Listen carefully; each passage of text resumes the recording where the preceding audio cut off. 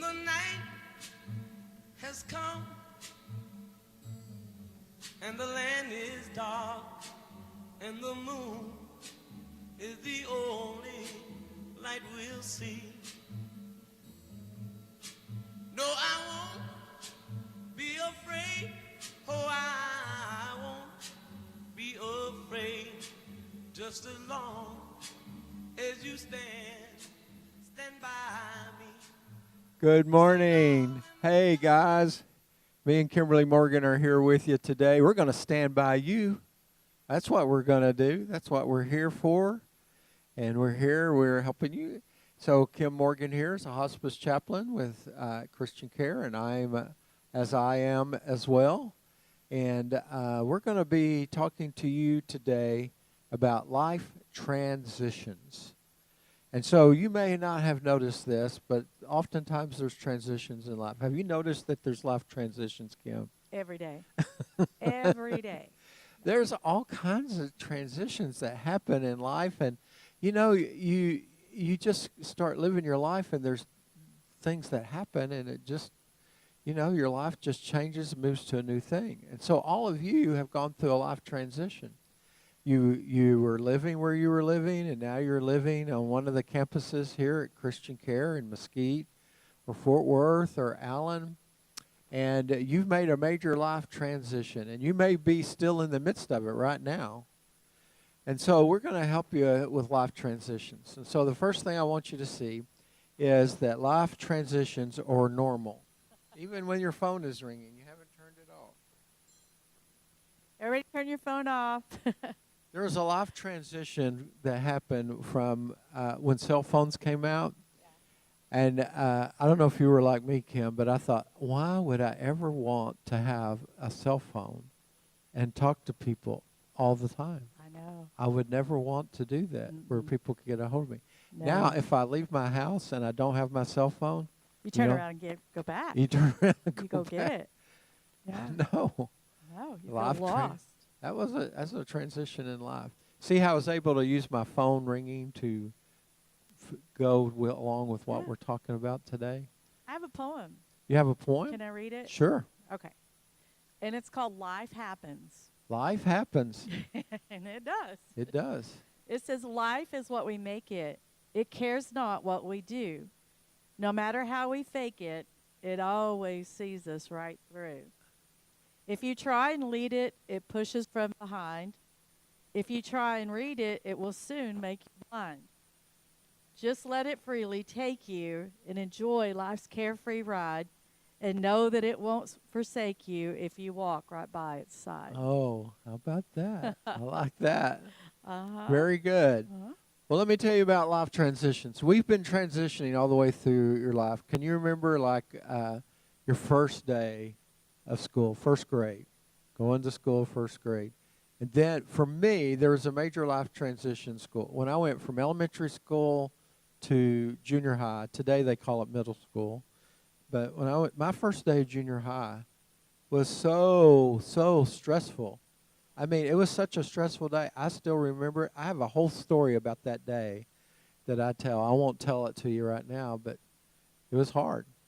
And then you transitioned into high school, and then you may have transitioned into college, or some of you transitioned into going into the military. And so, like when you're in high school, you feel like these are my friends. You know, I've had these friends for so long, and we're lifelong friends. We're going to graduate high school, and you don't realize you'll never see them again. You just transitioned into your adulthood. And so you may have gone to college, you may have gone to the military, you may have started working, you may have started a family, and you just transitioned to another part of your life. And then when you're married, you transition into having children, right? And you think you're really you have this dream of what your life is going to be with those children, and then they become teenagers. Oh my gosh, you know. And then your children get a little older, and they all move away from home. And so then you're in another life transition. It's happening again. And so then you start having grandkids, Now it's a transition, but it's a good transition. It's great. It's great. Grandchildren Mm-hmm. definitely are the best. You know, that seems to be universally true. I think so. I mean, nobody says, "Oh, these grandchildren." No, they go, "Oh, the grandchildren." Mm-hmm. Yeah. But back up just a minute, where you talked about, our children growing up and moving on and going away to college or finding careers or getting married. What I found was the empty nesting. Oh, empty nesting. I felt Yes. so empty. Yeah. And Because your whole life has been about them. yes, and I liked being a mom. Yeah. I was one of those moms that did not look forward to school starting after the summer and those kinds of things because I enjoyed the kids being around. So, I know. boy, when that last one left, I was empty, very empty for a while. I know. Mhm. The empty nest is the thing. Yeah. My daughter, whenever she went to college and she met her future husband and they were talking about getting married, so she was talking to her mother about how her and Josh were talking about getting married, but she wasn't talking to me about it. And she was just talking to her mom. And then her mom would tell me. And I said, well, how come Julie doesn't talk to me about it? So one day I was having lunch with her, and I said, Julie, how come it is you're talking to your mom about marrying Josh, and you don't talk to me about it? And she said, well, Dad, it's because every time I bring it up, you go. Uh-huh. Because it was hard for me to think about my little girl getting married. It was hard. Yeah. And then he came and he asked me if he could marry her, and I started crying. See. And I said, Josh, it has nothing to do with you. Mhm. Okay, I'm not crying because it's you. It's about me. I said, it's just. So now he has 3 girls. There you go. And I'm Full going circle. to, when the time Oh. comes, I'm going to remind him The circle of life. the circle of The life. It's transition. you're gonna cry when they, and so and then you have that time when you are in your career or you're being a housewife, life's kind of going along, and then your kids are getting, you have the grandchildren and all, and then, you start realizing that it's harder to take care of your house. Mhm. Take care of the lawn, take care of repairs. It's just harder to get around. And then you think about maybe it would be good to come to a senior living place like this. Or for a lot of people, their spouse passed away Right. and they don't want to be living alone anymore. Mhm. So they come here. And maybe some of you came from another state. We have quite a few Quite a people few. Yeah. who come from another state. That had to move from Florida to Texas. Yes, from Florida And to they Texas. missed that beach. Yeah, and because you have children who live here, Yeah. and so you want to be with them. And so now, for whatever there's lots of reasons that people have moved to one of our campuses, but everybody that has come here has gone through a life transition. Right. And one of the biggest ones is if you have the loss of a spouse or loss of a child or any significant death that's happened in your life, and it's just very difficult. I was reading an article about transitions, and a study showed that a disruptive event happens every 12 to 18 months for people. So true. It is. I It's never just- thought of it that way. I never thought about putting a timeline on it, but significant things that happen, usually you can kind of coast along and everything seems to be okay with life and, everything's good. But all of a sudden the phone call, Oh, I know. or something will happen. Yeah, it could be you anything. go to work and find out the company has shut down and you're retirement age. So it's like, Yes. where else do I go? What do? I don't want to just sit at home and draw Social Security.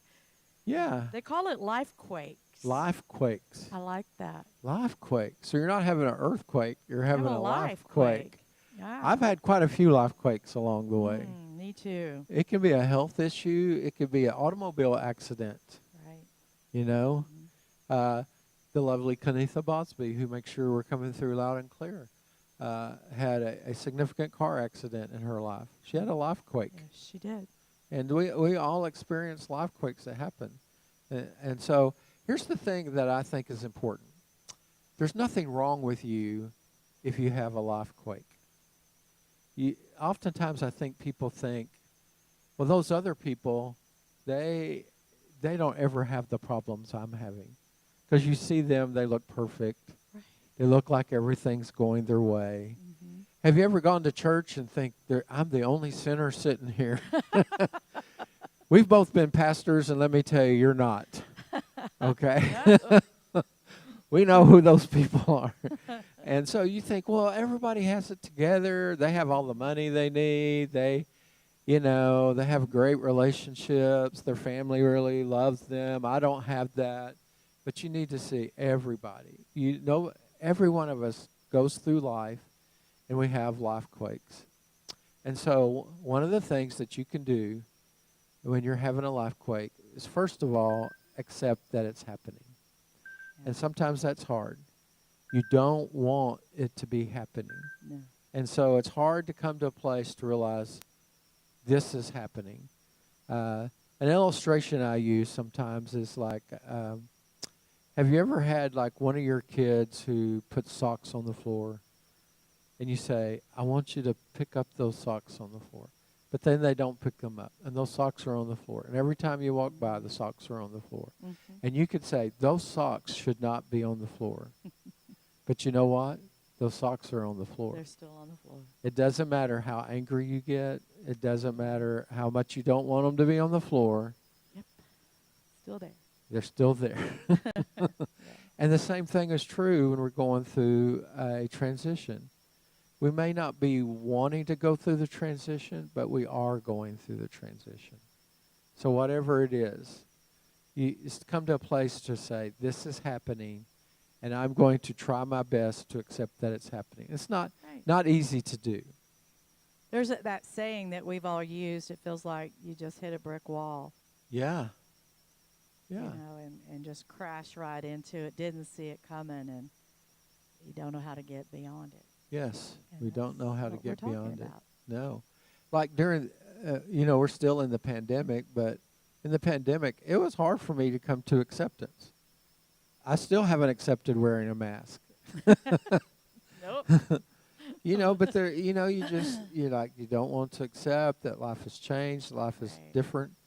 Sometimes it's hard to accept that you've gotten older and you need help. Yeah. That's hard, Very difficult. very difficult, Mhm. But we have, and one of the reasons it's hard because, and one of the reasons I like working here is because all of you all think I'm young. So me and Kim, everybody thinks that we're just kids. I See, love it. yeah, we like it with being around y'all. Those 90-year-olds think we're youngsters. Right. And here's the thing I've realized. On the inside, I still feel like I'm young. Yes. Even though I move slower, and there's things I can't do that I used to do. I'm not as strong. There's some things that are harder for me to do. It's accepting that I have come to a place in my life where I need more help. And then one of the things you can do is reframe it. And reframing is like a word that you probably don't use very often, but if life is how we think about it. So how could you reframe transitioning from your home to senior living? Here's a way to reframe it. Life has brought me to this place, and I am in a place where I have people who care about me. I'm in a place where I can be safe. I can live here and not have to take care of some of the chores I had to do before. I'm in a place where I can be here and I can be a part of activities that are taking place. I can begin to live a life that's different than I've had before, but is still going to be good. I can reframe that. You can consider it, is what I was thinking of when you said that, is when you make that transition, and let's say you had to sell your home, and you had to move into a smaller place, whether it's, independent living or an assisted living, you bring the old with you. Yes. You bring as many material, memories that you can, certain, pieces of furniture or pictures or things that really are meaningful to you. So you bring part of the old, and this is your new.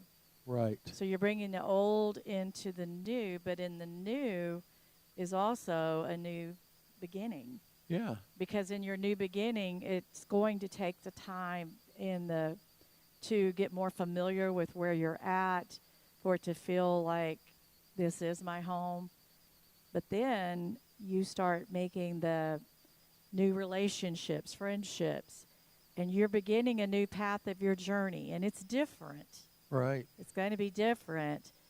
It's not going to be the home that you had and the yard and the puppy and all the, maybe your spouse and all of those things, but it's you.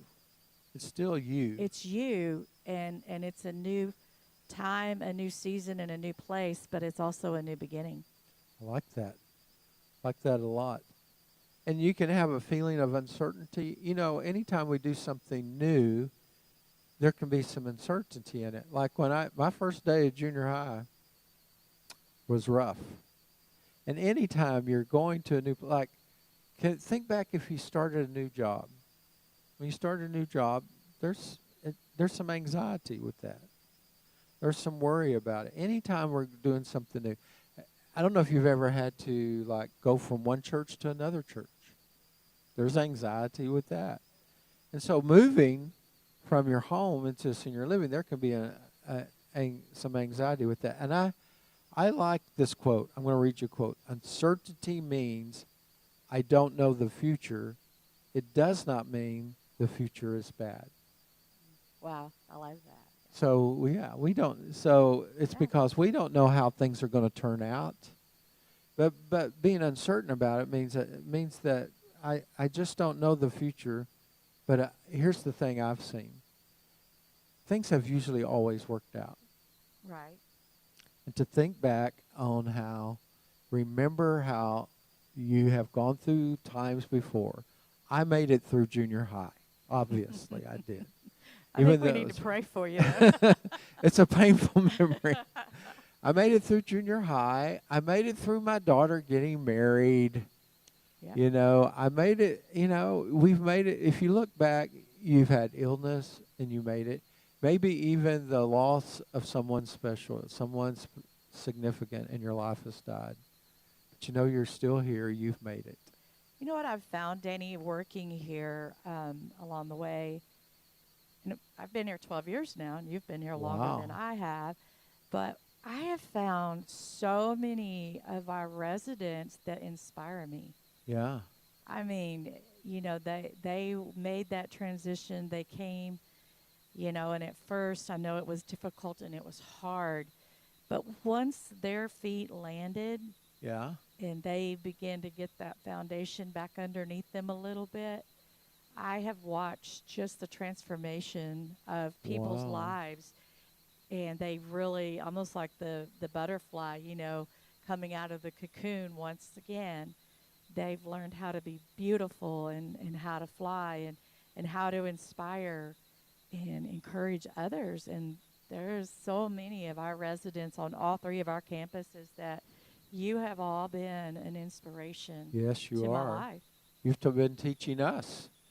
Do you have a story about someone who made a big life transition? Oh, I do. It's wonderful. I started out as a volunteer.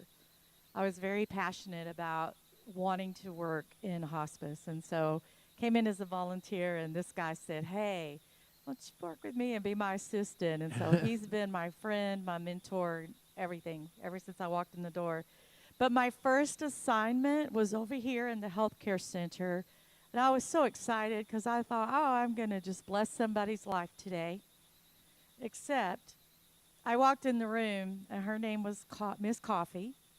I walked in her room, and I looked on the wall, and I saw pictures. And so I started to try to, find that reference of conversation that we could talk about. But every one of those pictures, even though some of them were her husband and her children, They were all gone. They had all died. All of her children, her husband. So she was grieving. She was angry, very angry, and she wanted nothing to do with me. Zero. Get out of this room. And Wow. why are you here? So I tried to stir conversation with her, you know, talking about anything, the flowers, tiptoe through the tulips or something.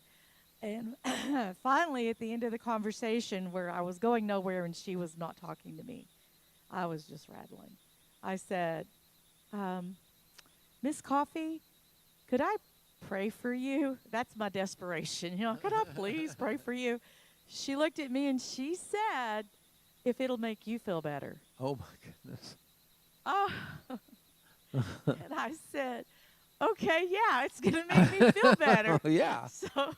So I did, and I walked out of there feeling defeated, and I thought, this is not for me. Yeah. But I'm stubborn. You know that about I me. know Kim's. In case you didn't know it, Kim's Oh, stubborn. I am so stubborn. And so I just purposed in my heart somehow that lady was going to like me. So I didn't give up. I kept going, knocking on her door, and I kept getting the same flat affect, nothing, go away. So I'd knock a little louder, and she would be like, Well, finally, after about a month, I guess she decided this crazy lady is not going to leave me alone. I'm like, nope, not going to leave me alone. So I kept going in, and I kept offering her love. I kept offering her a smile.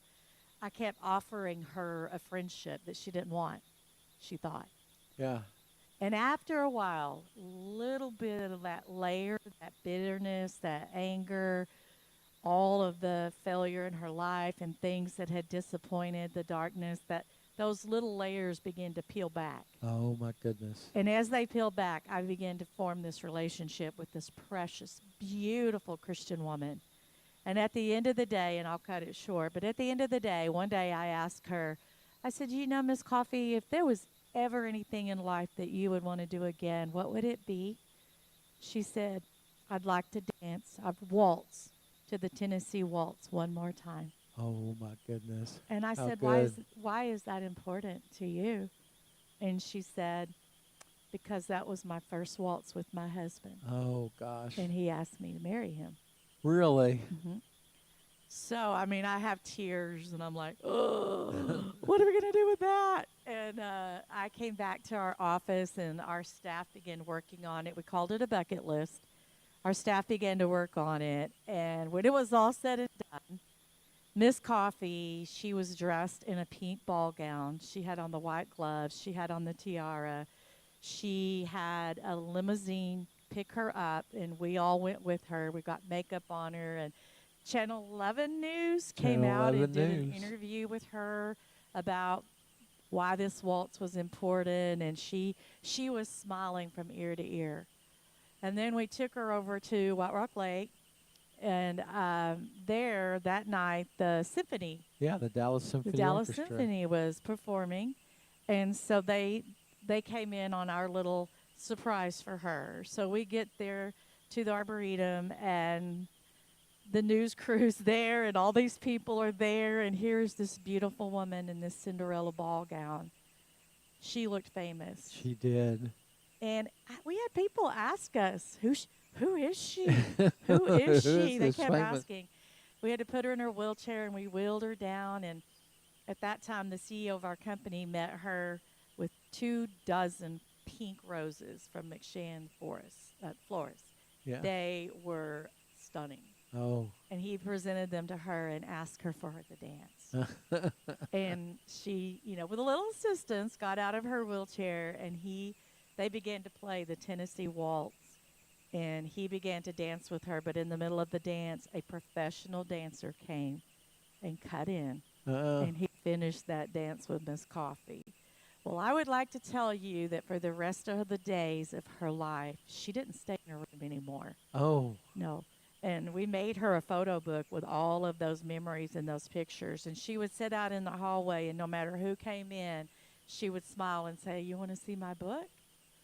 Because we brought her out of that dark place that she was in and showed her, how much she was loved and cared about. The love of God, Yes. the peace of God, the Of people course. that God brings into your life. And through all that, when she passed away, which was really only about a month later, Yeah. the people that were at her service was the hospice team, Wow. people from her church, and there was one granddaughter that flew in from England that had not seen her in about 20 years. Wow. So, we walked that journey with her. We saw the sadness. We saw the pain. She had stopped living Yeah. because of the transitioning. Yes. But by befriending her and starting to draw her out of there, she transitioned into this beautiful princess and went to the ball of her life and died with a Yes. smile. Our message today is not in the transition that you may be going through. It's not that it's over. It's not that it's over. You're just coming into a new place in your life. And it's possible, like Miss Coffee was transitioning, but there was a messy middle in there. Okay, and sometimes we get caught in that messy middle, And I hear people say, "I don't like change," and I said, when it's changed, you're okay. It's the transition. It's the messy middle. Once things change, you're okay. And so that's what was happening with Miss Coffee. Once the change came, well, then she was able to start living life again. The danger is, though, to get stuck Yes. in the messy middle. Get stuck in the messy middle. And so here's what you do if you feel like you're stuck. You need to get support. And so what we want you to do is this. If you feel like you're stuck and you need help, at each of our campuses, we have life enrichment people who are there for you. We have staff who are there for you. You can reach out to Kim or myself, and you can reach out to us. Our telephone number is 972-686-3753. That's 972-686-3753. Or you can just ask anybody. I want to get in touch with one of them hospice chaplains. And they will get you to us. And here's the important thing we want you to remember. We want you to remember that we're here to make every day a better day for you. And we want you to remember that God loves you. There's nothing you can do about it. As angry as you can get, as down as you can get, God's still going to love you. He's still going to love you. He's going to see you through. Hey, you're going to make it. And you know what we're going to do? We're going to stand by you. That's what we're going to do. We're going to stand by you. And so Kim, why don't you say a prayer and then we'll head out. How about that? Well, Father, I thank you that in every season of life, God, you're with us. And Lord, I thank you for all that have tuned in today, for our residents, Lord, for our staff. Lord, maybe some friends that have just came in and were able to see this presentation today. God, I pray that in the transitions of life that we will choose not to get stuck, but Father, to trust you, Lord, and to know that God, you have a perfect plan. That God, you have life, you have peace, you have joy, you have grace that is extended to us each and every day, but it's our choice to receive. And I pray, Lord, for all that are listening today to make that choice, to receive the goodness of God, to receive the hope and the promises of God into their hearts. In Jesus' name, amen. Amen. Thank you guys for watching. And remember, we're here to stand by you. Take care. Have a great day. Just as long as you stand by me. So darling,